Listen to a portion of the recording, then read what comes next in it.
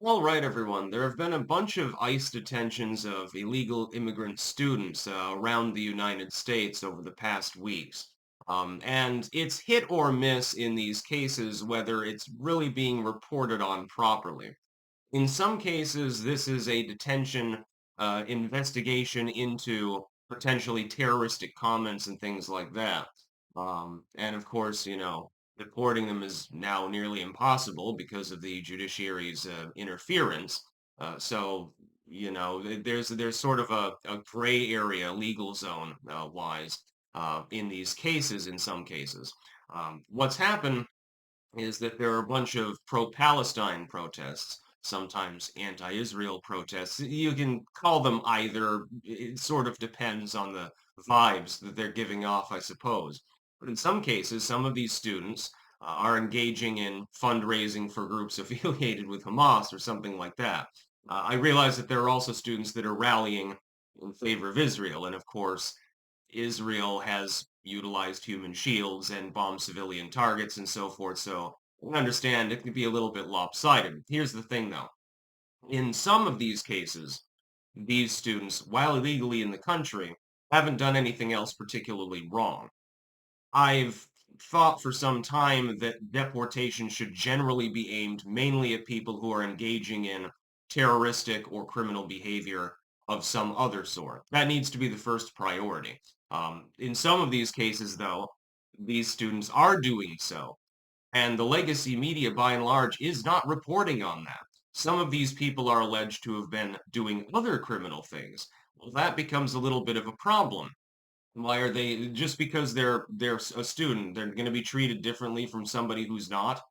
So in other words, let's say somebody illegally comes into the United States and they're working at a donut shop and they engage in no form of criminal behavior. They're illegally here. And they get deported or they get detained. The left doesn't say anything about it for the most part, outside of maybe local news. Maybe they complain there, doesn't become a big story. But if the person is seeking a diploma, all of a sudden it exonerates them and they're treated with special status. Let's say that two people are engaged in criminal behavior. One cartel member is going to college while selling the drugs. Why does the fact that they're seeking a diploma automatically give them more favorable coverage from the legacy media? See, the problem is the nuance is completely lost. There is none. It's either basically they're trying to set up a situation in which it's either yay or nay, there should be deportations at all on one hand, and number two, there's that hypocrisy where if a person is engaging in legitimately criminal behavior, but they're seeking a degree, all of a sudden, no, you shouldn't be detaining them. Well, yeah, it's only a few terroristic threats.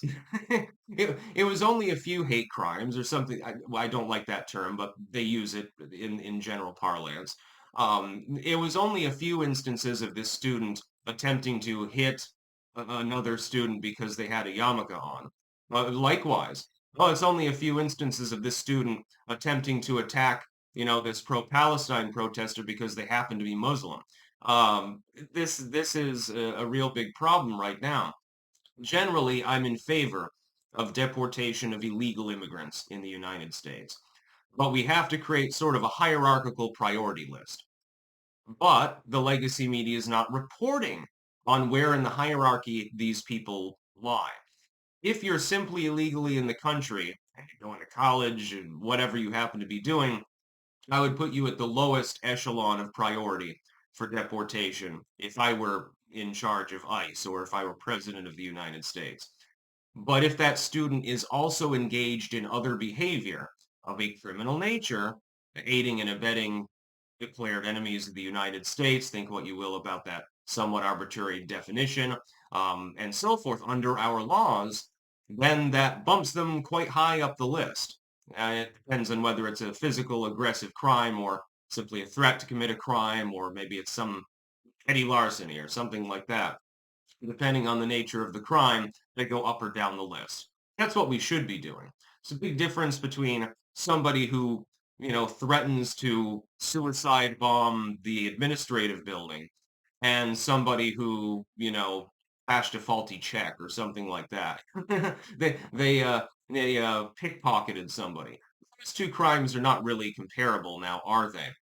In fact, a lot of them shouldn't even be crimes at all. So, but I digress about the problems within our legal system. I've seen them firsthand. Prison overcrowding. But the detention of students is being reported on as though the only thing about them is that they happen to be a student. Well, how dare he deport, this kid over here, this youth, because he's just a student. The only thing he did wrong was be in the country. He was brought here as an infant or something like that, and now he's seeking a degree. Okay. Oh, but you failed to report on the part where he was chasing people around with a machete, or that time that he held an angry rally where he was threatening to kill everyone in the country and saying that the country was terrible. It's the great Satan. Okay, well, if you don't like it, then you don't have to be here. It's possible for you to physically leave. Just saying. And some people apparently have self-deported. Well, I say, I mean, good on them, I suppose. I mean, you almost got to respect that.